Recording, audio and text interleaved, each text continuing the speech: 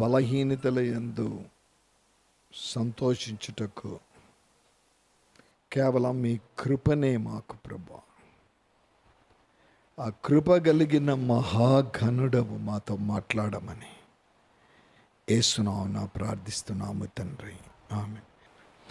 అపోస్తలుడైన పౌలు 9వ వచనములో అంటా ఉన్నాడు, బలహీనత యందు నా శక్తి పరిపూర్ణమగుచున్నదని ఆయన నాతో చెప్పెను.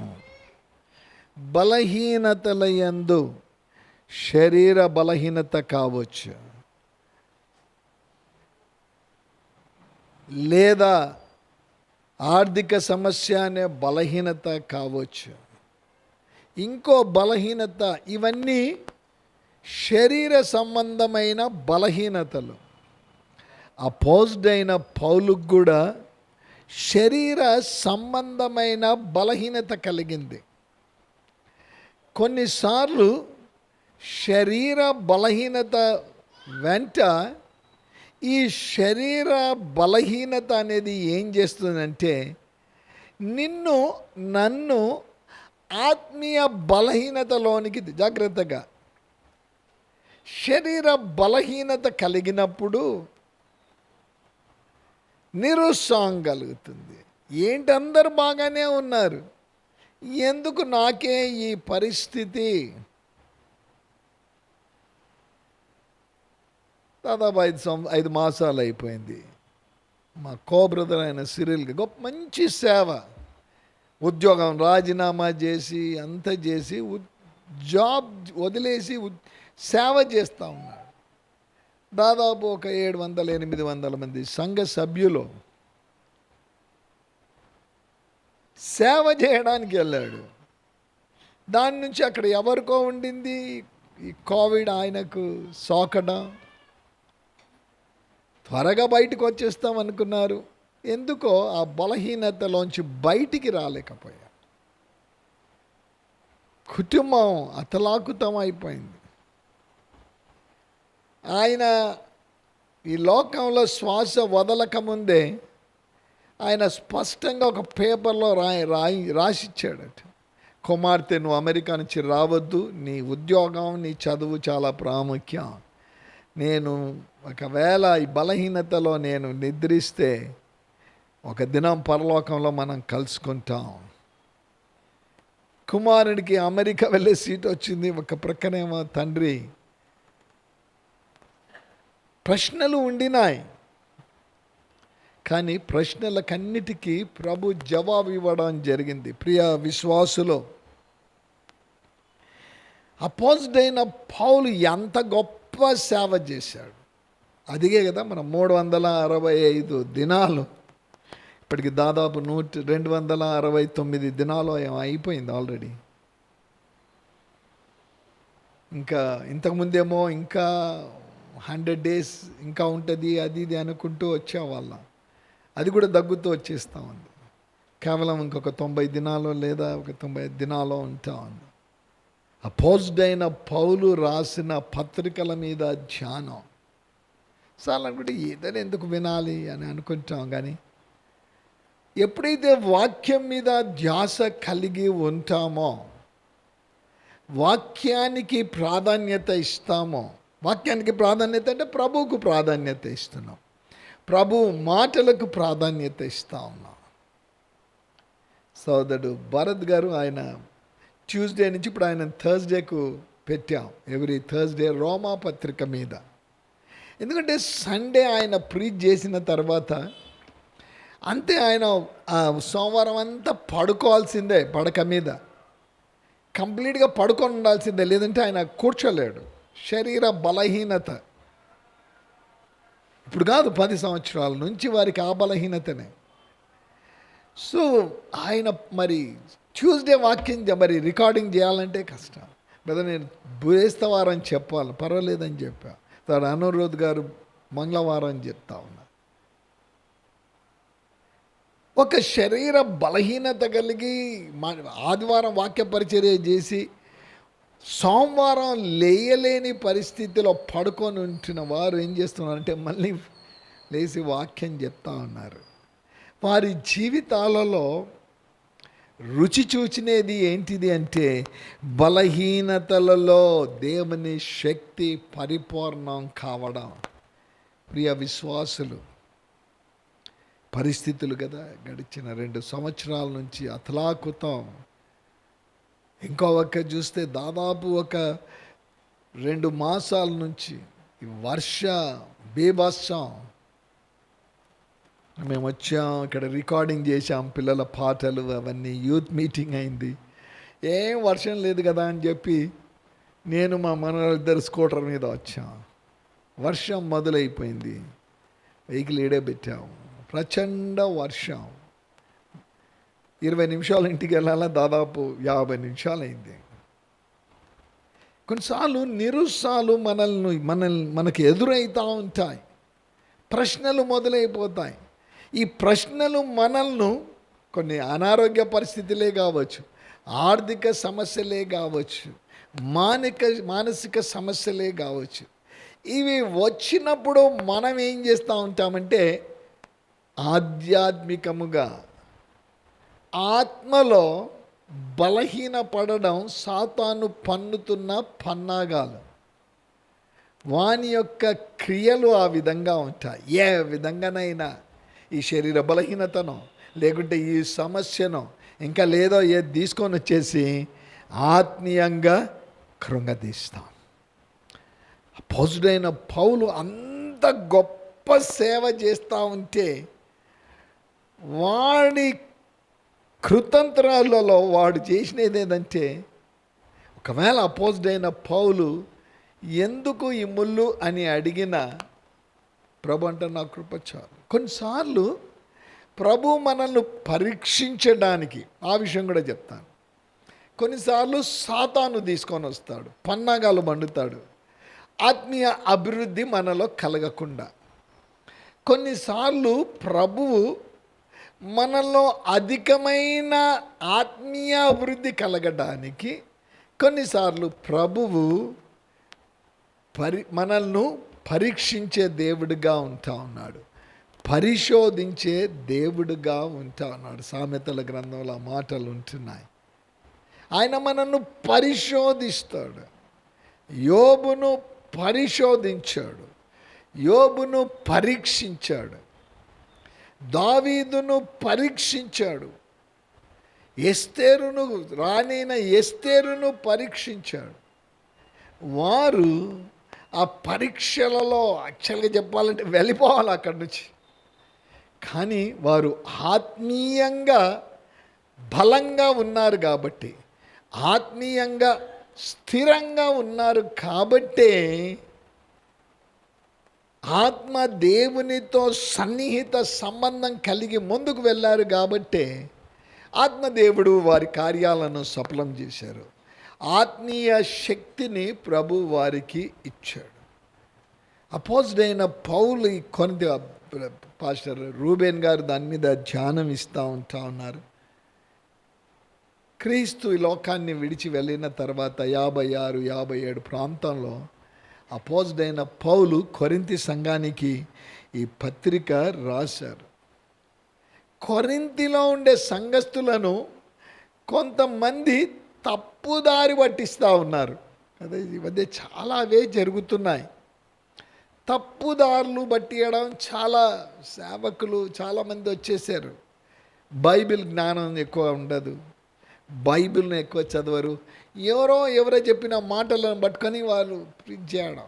దాని నుంచి ఏమిటైంది, తప్పుడు బోధలు ప్రజలలోనికి వెళ్ళడం, ప్రజలు ఇది కరెక్టే అనుకోవడం, ఆ విధంగా ముందుకు వెళ్ళడం. కొరింథీ సంఘంలో ఆ పరిస్థితి జరిగింది. ఎప్పుడైతే కొరింథీ సంఘంలో ఆ పరిస్థితి జరిగిందో, అపోజిడైన పౌలు ఆ అబద్ధ బోధకులు చేసే బోధనను కదా, సాతానికి ఏమాత్రం ఇష్టం లేదు. భారతదేశం అంతా సువార్త ప్రకటించబడ్డం వానికి ఇష్టం లేదు. ప్రపంచమంతా ప్రతి నాలుక ప్రభుని స్తుతించాలి, ప్రతి మోకాలు ప్రభునామం రంగాలి, సాతానికి ఇష్టం లేదు. వాడు ఏదో ఒక విధానంలో ప్రయత్నాలు చేస్తూ ఉంటారు. ఈ మధ్య మళ్ళీ నార్త్ ఇండియాలో మొదలైపోయింది చాలా. సేవకులను హింసించడం, సేవకుల మీదకి వెళ్ళి దొమ్మిగా వెళ్ళి వాళ్ళను పట్టుకోవడం, ఏం వారు చేయకపోయినా సంఘాలను పడగొట్టడం, అంతేకాకుండా వారి మీద కేసులు పెట్టడం. ఆ కేసులు పెట్టడమే కాకుండా పోలీసు వాళ్ళు ఇదైపోయి వీరే తప్పు అని అక్కడ అది రుజువు చేయబడ్డాం. ఇవి జరుగుతూ ఉంటే క్రైస్తవ అడ్వకేట్స్ ఏమంటారు, న్యాయవాదులు అంటారు కదా, వారందరూ ముందుకు వచ్చేసారు. ముందుకు వచ్చి వారేం చేస్తూ ఉన్నారంటే, ఎక్కడ ఈ సంఘ కాపర్లకు ఈ పరిస్థితి కలుగుతూ ఉంటుందో ఆ పరిస్థితి నుంచి వారిని విడిపించడం. ఒక ప్రక్కనేమో సంఘ కాపర్లకు శ్రమ, బాధ, వేదన ఇవన్నీ కలుగుతూ ఉన్నాయి. కానీ అటువంటి సమయంలో న్యాయం జరగాలి అని ఈ యొక్క క్రిస్టియన్ అడ్వకేట్స్ ఏం చేస్తున్నారంటే, వారి శక్తి కొలది దాని కొరకు ప్రయాసపడుతూ ఉన్నారు. వారిని ఏడిఎఫ్ అని అంటూ ఉంటారు, అడ్వకేట్స్. ప్రియ విశ్వాసులు, అపోజిడైన పౌలుకు అదే పరిస్థితి ఎదురైంది. అబద్ధ బోధకుల యొక్క బోధను ఖండించడానికి, అబద్ధ బోధకుల బోధను ఖండించడమే కాకుండా వారు చెప్పేది తప్పు అని చూపించడానికి అపోజిడైన పౌలు ఎప్పుడైతే తాను సరి అయిన విధానంలో బోధ చేయడం మొదలుపెట్టాడో శ్రమలు కూడా ఆయనకు మొదలైనాయి. ఒక స్థలంలో రాస్తాడు కదా, చెప్పవలసినవి చాలా ఉన్నాయి, నేను చెప్పాలి అంటే నాకు వచ్చిన శ్రమలు, ఉపద్రవాలు కాదు, ఈడవబడి తిని అంటాడు. అపోస్తుల కార్యంలో ఈడవబడ్డాడు, ఇక చనిపోయాడు, అయిపోయింది, వదిలిపెట్టి వెళ్ళిపోయారు. వెళ్ళి మళ్ళీ సువార్త ప్రకటించారు. మరి ఒక సంఘటనలో ఇష్టానుసారంగా తనను కొట్టాడు, వెంట ఉంటున్న శీలను కూడా కొట్టారు. తర్వాత తీసుకుపోయి చెరసాలలో పెట్టారు. అక్కడనైనా సాతానుడు వెళ్ళిపోతాడులే, ఇంకా ఇప్పుడు భయంకరంగా ఈయనను కొట్టినాను, హింసించాము, ఇక ఏమాత్రం ఇది లేదు అనుకున్నాడు వాడు సాతాను. అక్కడ ఏం చేయడం మొదలుపెట్టారు, పాటలు పాడడం మొదలుపెట్టారు, ప్రార్థన చేయడం ప్రభు శక్తిని పొందాడు. నేను చెప్పవలసినవి ఇంకా సముద్రములో దిగంబరిగా ఉంటిని, చాలా విషయాలు రాశాడు. అదే అపోజిడైన పౌలు అంటా ఉన్నాడు, బలహీనత యందు నా శక్తి పరిపూర్ణమగుచున్నదని. నీ బలహీనతలు నీకు ఉండేటివి నేను ఎరిగి ఉన్నాను పౌలు, నాకు తెలుసు. ఏమంటాడు చూడండి, అపోస్తల కార్యములు 9వ అధ్యాయంలో ప్రభు ఏమంటాడు? అపోస్తల కార్యములు 9వ అధ్యాయం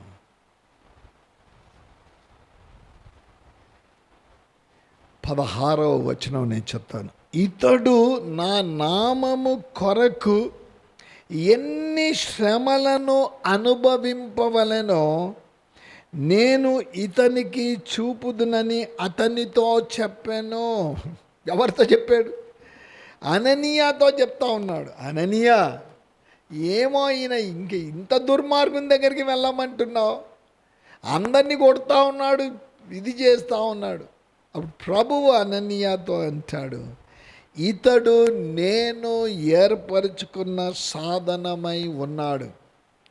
ఇతడు నా నామము కొరకు ఎన్ని శ్రమలు అనుభవింపవలనో నేను ఇతనికి చూపుదునని అతనితో చెప్పాను. పౌలు గురించి ఇంకా శ్రమలే రాలేదు, కానీ ప్రభువే అననీయ ఎన్ని శ్రమలో రాయబడలేదండో. ఇదిగో ఈ పరిస్థితి కలుగుతుంటే జాగ్రత్త పడతాం. ఎన్ని శ్రమలో ఎక్కడ లిఖితం చేయబడలేదు. ఇతడు నా కొరకు ఎన్ని శ్రమలు అనుభవించవలెనో నేను అతనికే చెప్పేస్తాను, సూటిగా ఆయనకే చెప్పేస్తాను. ఎలా ఉంటుంది పరిస్థితి? మనతోనే ఒకవేళ ప్రభు ఆ మాట అంటే, నీవు నాకు ఎన్ని శ్రమలు అనుభవించాలో నేను చెప్పను, కానీ ఎన్నో శ్రమలు నువ్వు అనుభవించాను. ఎందుకు వచ్చింది? ఎందుకు వచ్చింది? పక్కకి వెళ్ళిపోదాం. ఎందుకు వచ్చింది ఉపద్రవాలు? ఎందుకు వచ్చింది అవమానాలు? చాలామంది అనుకున్నారు అయిపోయింది, ఇక వెళ్ళిపోవాల్సిందే అనుకున్నారు.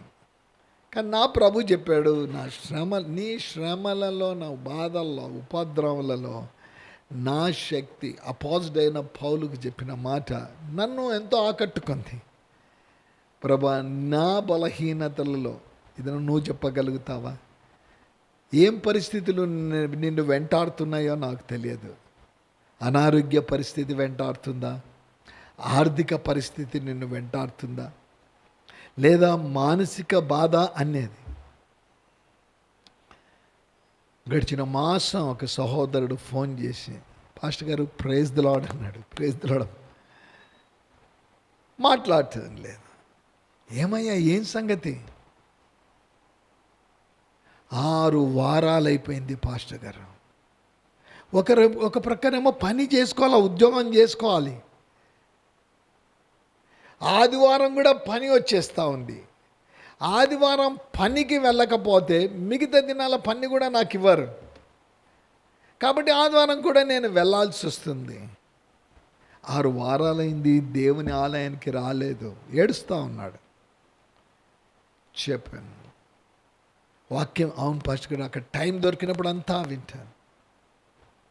ఇంకో సహోదరుడు అంటాడు, నైట్ షిఫ్ట్ చేస్తాను పాస్టర్ గారు. మరి ఎట్లా ఒక గంట 2 గంటలు పడుకుంటారా? రాత్రి ఆ నైట్ షిఫ్ట్లో చాలా సమయం పడుకోవడానికి ఉంటుంది, కానీ సాయంకాలం వాక్యం వినలేదు కదా. ఆ వాక్యాన్ని మొదట నేను వింటాను, నన్ను బలపరుస్తుంది ఆ వాక్యం. ఆ తర్వాత కొద్ది సమయం, ఒక 3 గంటలు పండుకునే దగ్గర నేను 2 గంటలే పడుకుంటున్నాను, 1 గంట వాక్యం వింటాను అన్నాను.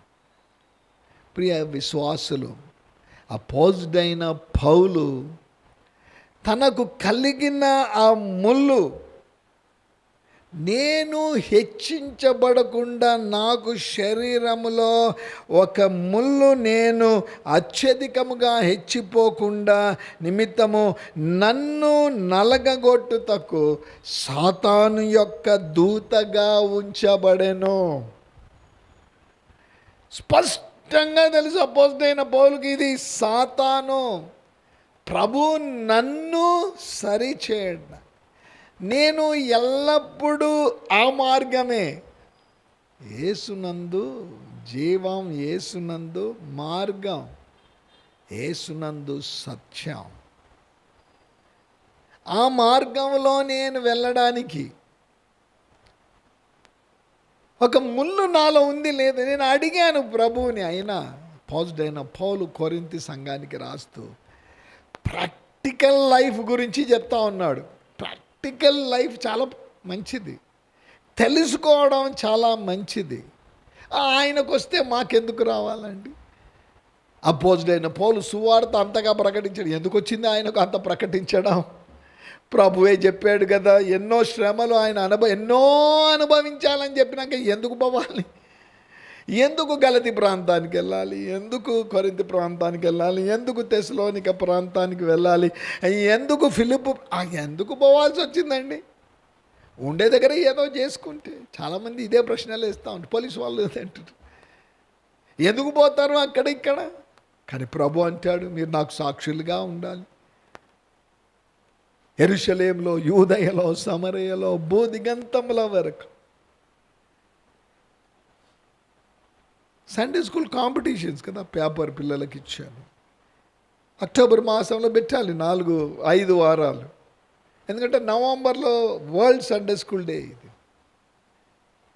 దీంట్లో పెట్టాం వాట్సాప్ గ్రూప్లో. ఇది సాయంత్రం ఇది పొద్దున మొదటి ఆరాధన అంటే బయటనే ఉన్నాను. చాలామంది గ్రూప్లో మీరు లేవండి, మీరు అడిగారా? అడగలేదండి. మరి ఎలా తెలుస్తాయి కార్యక్రమంలో? యవనస్తులను అడిగాను, మీరు అడిగారా మీ నంబర్ పెట్టమని? చాలాసార్లు మనము ఆత్మీయ అభివృద్ధి పొంది శరీర బలహీనతలను జయించడానికి ఆస్కారం ఉన్నా కొన్నిసార్లు దీన్ని బట్టి మన బలహీనపరచబడిపోతాం. అనుదినము శరీర బలహీనతలున్న వాటి కొరకు ప్రభు దగ్గర మొరపెట్టుకుంటూ ఉండాలి. మొరపెట్టుకుంటూ ప్రభు దగ్గర నుంచి ఆత్మబలం కూడా మనము పొందాలి. అది పొందాలి అంటే మంచి ఎగ్జాంపుల్ అపోజిట్ పౌలే. ఎక్కడ గర్వించలేదండి. చూద్దాం వాక్యంలో. ఇంకొక 15 నిమిషాలు నేను ముగిచ్చేస్తాను. రండి 12వ అధ్యాయం క్రీస్తు నందున్న 2వ వచనం. ఒక మనుష్యుని నేనెరుగుదును. అతిశయించటం లేదు. చూడండి మొదటి వచనం. అతిశయపడుట నాకు తగదు కానీ అతిశయపడవలసి వచ్చినది. ప్రభు దర్శనములను గూర్చి ప్రత్యక్షతలను గూర్చి చెప్పుదును. నేను అతిశయించడం నాకు ఇష్టం లేదు, కానీ అతిశయపడవలసి వచ్చిందంటే కొన్ని కారణాలను బట్టి. నేను ప్రభు యొక్క దర్శనాలను గురించి ప్రత్యక్షతలను గురించి నేను మీకు చెప్తాను అని బోస్ చేసుకోలేదు. ఎవరు తెలుసా? నేనే. ఈ నేనే అనేది మనల్ని ఎంతగానో కృంగదీసేదిగా ఉంటుంది. దాన్ని ఎప్పుడైతే మనలో నుంచి తొలగించు, చాలామంది చెప్తారు నేనే అండి, దాన్ని అంత పెద్దగా చేసింది నేనే. ఈ విధంగా అది జరగడానికి కారణం నేనే బోస్ చేసుకుంటా కాదండో. అపోజిట్ అయిన పౌలు సమస్తము తన ద్వారా జరిగిన అక్కడ తన పేరు చెప్పలేదు. చూడండి 2వ వచనం. క్రీస్తునందున్న ఒక మనిషిని నేను ఎరుగుదును. నాకు తెలుసు ఒక వ్యక్తి ఉన్నాడు. చెప్తామా?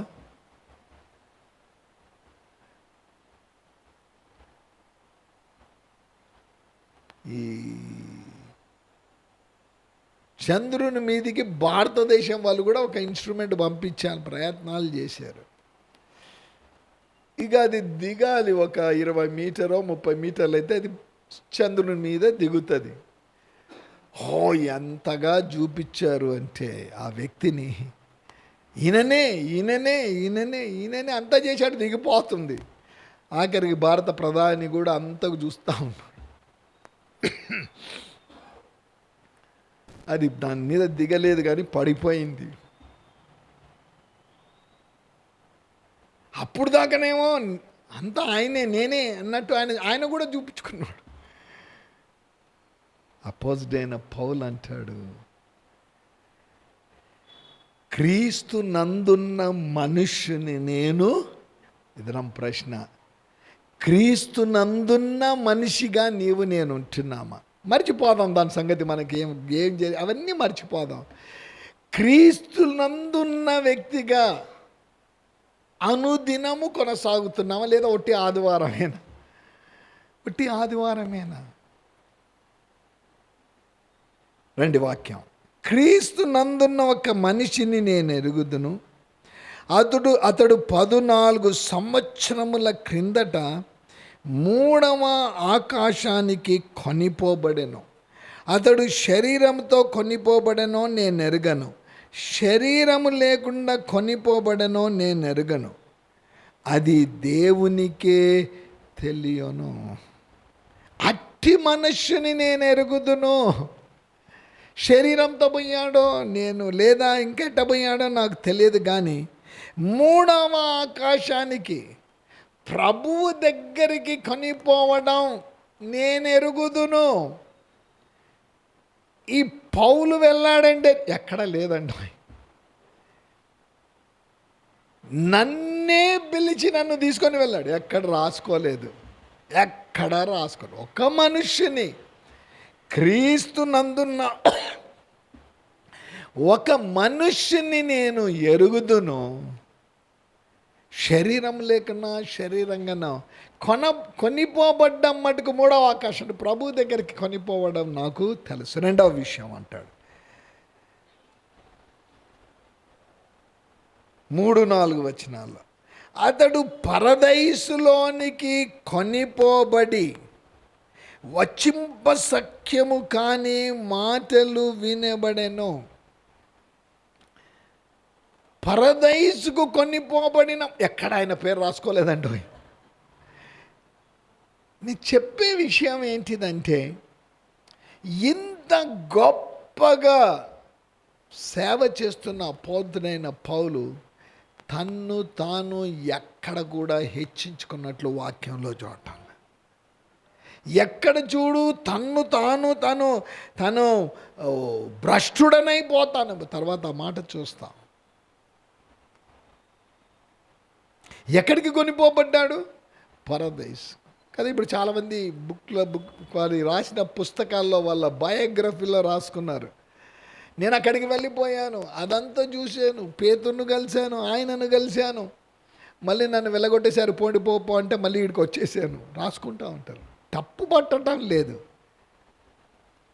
అపోజిడైన పౌలు నేను ఒక మనుష్యుని క్రీస్తునందున్న మనుష్యుడు. చాలా ప్రాముఖ్యం.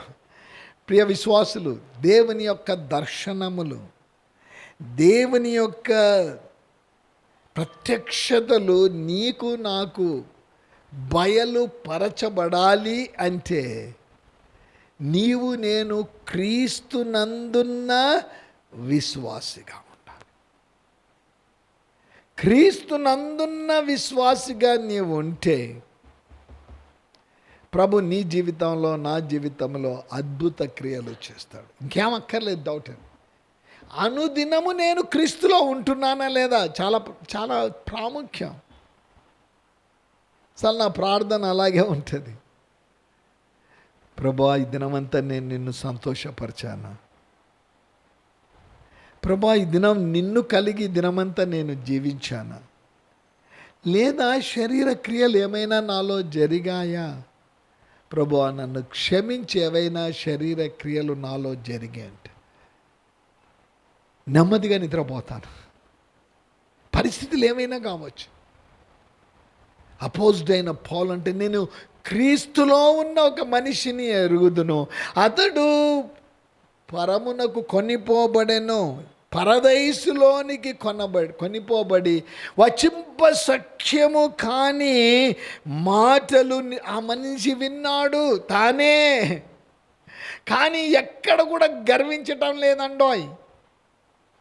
నేను అక్కడికి వెళ్ళాను, అక్కడ ఆయన గూఢమైన విషయాలు లేదా వచింపసిన నోటితో నేను ఆ మాటలు పలకకూడదు. యెషయా గ్రంథం 6వ అధ్యాయం ముగిచ్చేసుకో, ఒక 5 నిమిషాలు. యెషయా గ్రంథం 6వ అధ్యాయము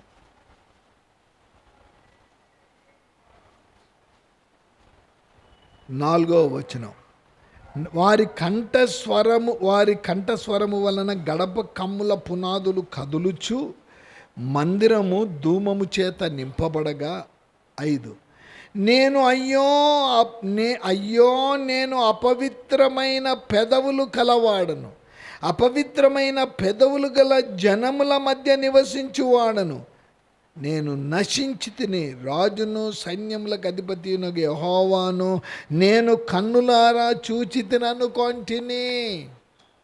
ఎప్పుడైతే ఈ దర్శనాన్ని చూశాడో యెషయా భక్తుడు, అయిపోమ్మో నేను అపవిత్రుడను. ప్రవక్త అంటున్నాడు. పౌలు అంటాడు, అక్కడికి పరదైసులోనికి కొనబోబడ్డాడు, అక్కడ వచింప సఖ్యము కానీ మాటలు నేను ఇంకా పలకలు ఆ మాట నేను చెప్పలేను. ఏంటిది? మోషేతోనేమో నేను చెప్పేవన్నీ రాయి అని చెప్పాడు. పౌలు అంటా ఉన్నాడు, ఆయన నాతో ఏం చెప్పాడో, ఇతడు ఎన్ని శ్రమలు అనుభవించవలనో, కానీ అక్కడికి పిలిచిన తర్వాత ఏం చెప్పాడు? ఆ మాటలు మనుషుడు పలకకూడదు.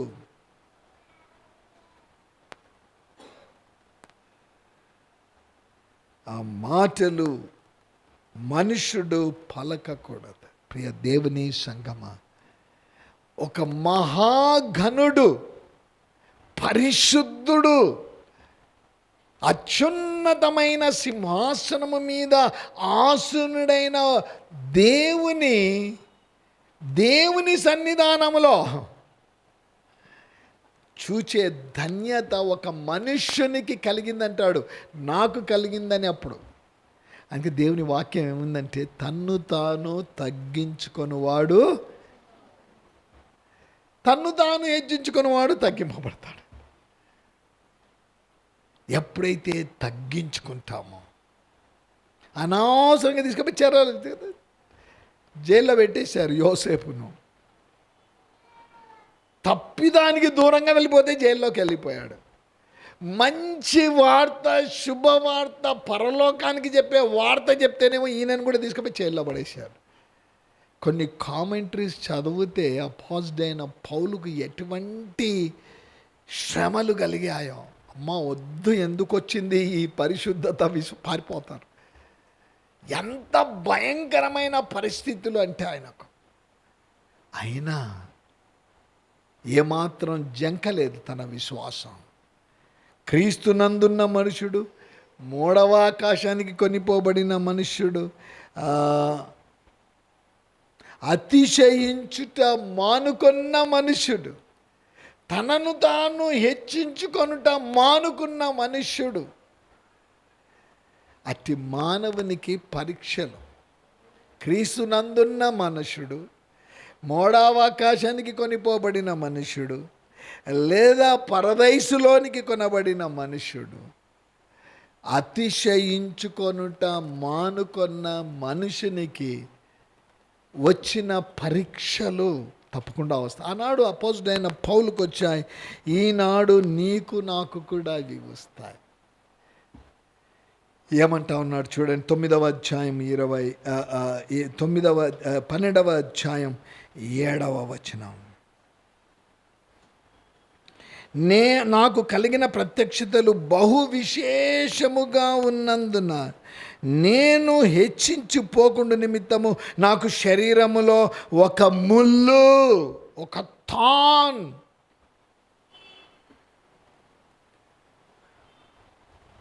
ఏమన్నా నాకు ఈ మధ్య ఎప్పుడైనా కొన్నిసార్లు నైట్స్ లేదన్నా బట్టేసి తెగిన చాలా పెయిన్ అయితే, ఒక నర్వ్ అది మరి కరెక్ట్ కూర్చుండేది దాకా.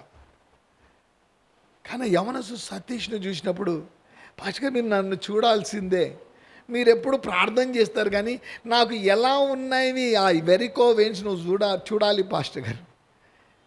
గట్టిగా పట్టుకున్నాడు, అది నాకు చూడాలని చెప్పి అప్పర్ రూమ్లోనికి తీసుకెళ్ళారు. చూడడం చాలా అంత భయంకరం. అవంటాడు కొన్నిసార్లు అవి లేస్తేనే ఇక పగిలిపోతాయి అన్నట్టు ఉబ్బిపోతుంది, నొప్పి అవుతుంది. అపోజిట్ అయిన పౌలు అంటాడు, నా శరీరంలో ఒక ముళ్ళు ప్రభువు పెట్ట, నేను హెచ్చిపోకుండానట్లు, నేను హెచ్చిపోకుండా నిమిత్తము. ప్రియ విశ్వాసులు, నీవు నేను శరీర సంబంధమైన వాటిలో హెచ్చిపోతామేమో అని ఆత్మదేవుడు ముళ్ళు పెట్టాడు. అందాం, ఒక ఆత్మీయ ముళ్ళు మనలో ఉండడం ఎప్పుడు మంచిదే. మన శరీరానికి ఒక ముళ్ళు ఉండడం మంచిదే. ఎందుకంటే ఆత్మీయంగా, ఇంకొక మాట చెప్పాలంటే అది మేలు. ఎందుకంటే ప్రభువుకు అతి సమీపంగా నీవు నేను వస్తాం. ఒకవేళ నీకు ఆర్థిక సమస్యల, శరీర సమస్యల, పిల్లల సమస్యల, ఉద్యోగ సమస్యల, విద్యా సమస్యల, అదే ఒకవేళ నీకు ఒక ముళ్ళుగా ఉంటే ప్రభువా స్తోత్రం, ఈ ముళ్ళు నాలో పెట్టావు ప్రభువా స్తోత్రం, ఎందుకంటే నేను ఇంకా నీ దగ్గర సమీపంగా వస్తాను. ఆ ముళ్ళు ఎప్పుడు తీసేస్తావో నువ్వే తీసేస్తావు, నీకు తెలుసు ఎప్పుడు తీసేయాలి కాబట్టి ఆ ముళ్ళు నువ్వు తీసేస్తావు. చూడండి, 1 కొరింథీ పత్రిక ముగించుకుందాం, 9వ అధ్యాయం. 1 కొరింథీ పత్రిక 9వ అధ్యాయం 27వ వచనం. క్షమించండి, రైట్ 1 కొరింథీ పత్రిక 9వ అధ్యాయం 27వ వచనం. గాలికి కొట్టినట్టు నేను పోట్లాడలేదు, కానీ ఒకవేళ ఇతరులకు ప్రకటించిన తర్వాత నేను భ్రష్టుడనైపోతునేమో అని నా శరీరమును నలగగొట్టి దానిని లోబరుచుకొనుచున్నాను. ఏమంట? నేను భ్రష్టుడనైపోతానేమో అని. మనుషులు నన్ను చూసి, ఇంకో స్థలంలో చూస్తే మనం కదా, అపోస్తుల కార్యాలు 14వ అధ్యాయంలో చూస్తే 11-12 వచనాల్లో అమ్మా దేవతలు వచ్చేసేసారని మొదలుపెట్టారు. అయ్యో మేము మీలాంటి మనుషులమే అని చెప్తా ఉన్నాడు. ఇంకా వేరే అమ్మ ఎంత కదా, ఏం క్రెడిట్. నేర్చుకుందామా? ప్రభువా, ఆ మనిషిని లెక్క నేను ఉండాలి, ఆ మనిషిని లెక్క నేను తగ్గించుకోవాలి. శ్రమలు వచ్చిన నాయన, శ్రమలలో నువ్వు విడిపిస్తావని. అపోస్తలుడైన పౌలు ముళ్ళు ఉన్నా నిన్ను విడిచిపెట్టలేదు ప్రభువా. వివాహం జరగలేదు అనేది ఒకవేళ నా శరీరంలో ముళ్ళుగా ఉంటే స్తోత్రం, ఎందుకంటే నువ్వు విడుదల చేస్తావు ఒక దినం. ఆర్థిక సమస్య అనే ముళ్ళు నాలో ఉంది, నన్ను విడిపిస్తావు ఒక దినం తప్పకుండా. కుటుంబ విభేదాలు అన్నవి ఉన్నాయి, ఈ ముళ్ళు ఉంది. ఎంతగానో మా కుటుంబం అంతా సేవలో ఉండాలని, కానీ ఒక ముళ్ళు పెట్టేశాడు, కుటుంబంలో విభేదాలు చేశాడు. అయినా ప్రభువా, ఆ ముళ్ళు ఉన్నా నేనైతే నిన్ను విడిచిపెట్టాను, ముందుకు వెళ్తాను. ఎందుకంటే ఆ ముళ్ళు నువ్వు ఎప్పుడు తీసేస్తావో తెలియదు ప్రభువా, ఆ ముళ్ళు అయితే నువ్వు తీసేస్తావు. అపోస్తలుడైన పౌలు అంటాడు 8వ వచనంలో, అది తొలగిపోవలెనని నాని విషయమై ముమ్మారు ప్రభువుని వేడుకొంటిని. అయ్యా ఎందుకు పెట్టావు? అదే ప్రశ్న నా నీది కూడా. అయ్యా ఎందుకు పెట్టావు ఈ ఆర్థిక సమస్య అనే ముళ్ళు, వివాహం జరగని ముళ్ళు, ఉద్యోగం దొరకని ముళ్ళు, కుటుంబ విభేదాలు అనే ముళ్ళు, సేవ చేస్తున్నా ఎందుకు అవమానం అనే ముళ్ళు. అపోస్తలుడైన పౌలు అంటాడు, ముమ్మారు నేను వేడుకొంటిని.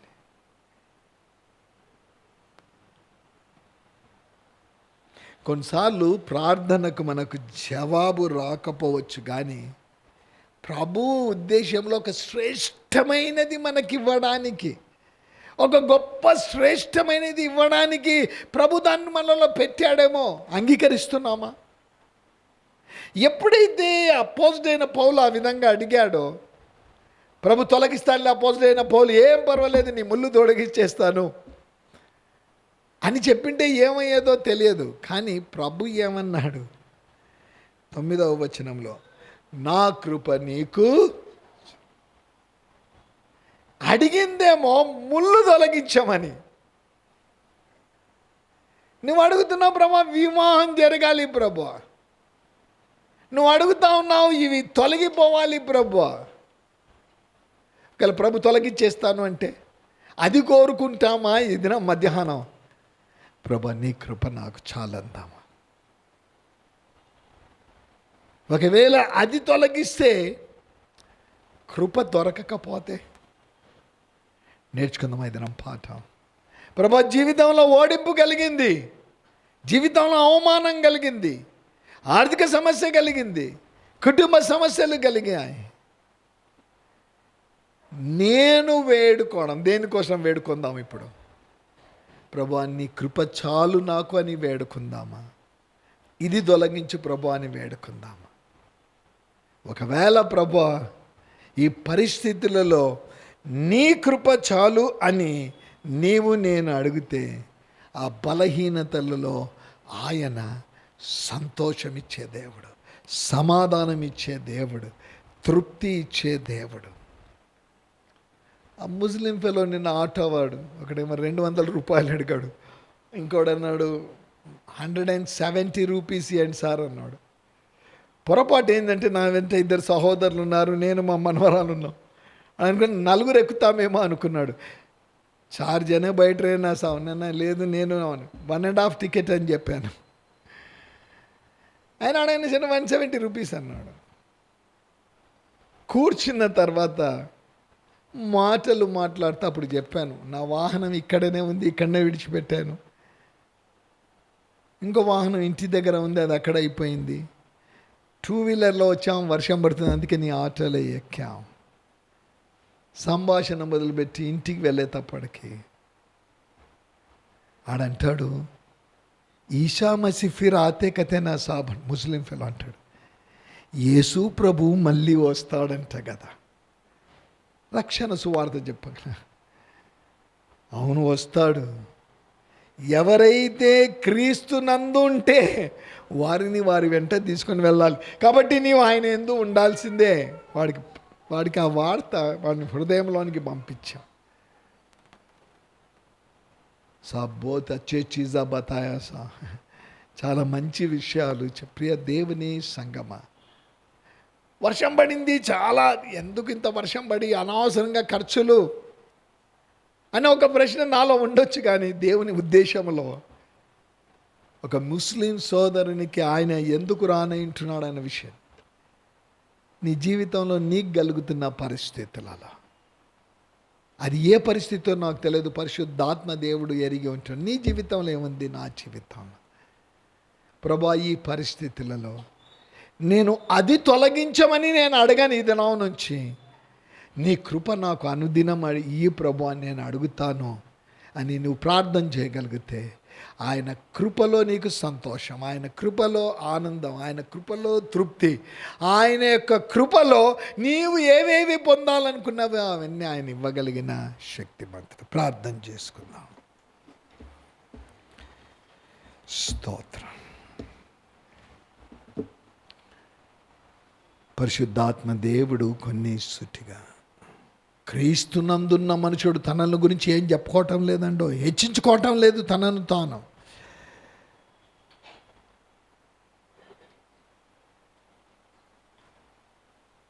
పరమునకు కొనిపోబడిన మనుష్యుడు అంటాడు.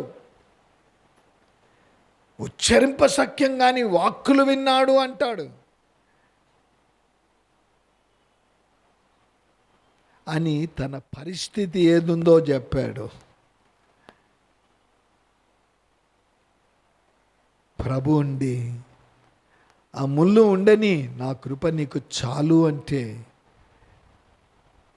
ఆ కృప మీద ఆధారపడ్డాడు కాబట్టే సంతోషం, ఆనందం, తృప్తి పొందగలిగినాడు. అందుకే అంటాడు 2వ తిమోతి పత్రికలో, నా పరుగు కడము విశ్వాసమును కాపాడుకొంటిని, నా కొరకు నీతి కిరీటం ఉందని. కుమిలిపోయావా ఇన్ని దినాలు? ఎవరికి లేదే, నాకే పెట్టాడు. ఒకవేళ మన బలహీనత నుంచి అలా జరిగిందేమో, మన అవివేకాన్ని బట్టి ఆ పరిస్థితి కలిగిందేమో,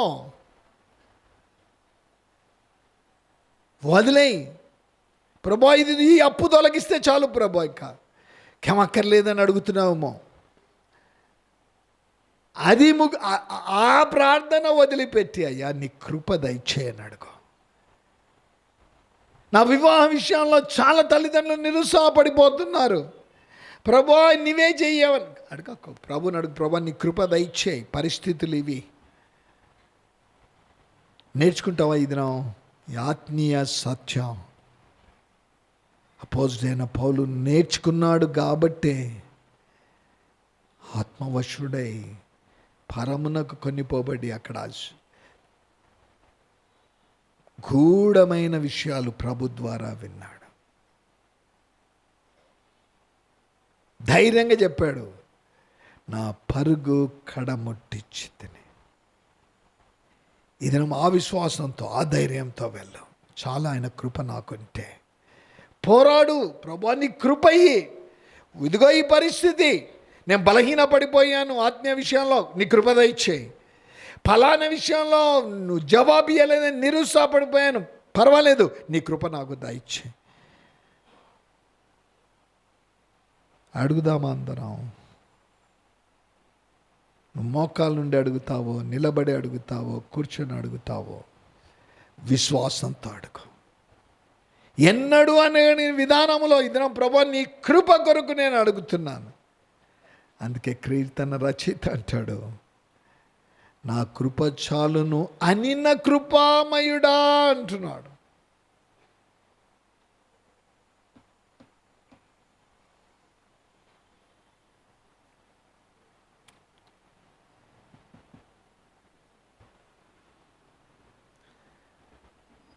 ప్రార్థనలో ఏకీభవిస్తాం.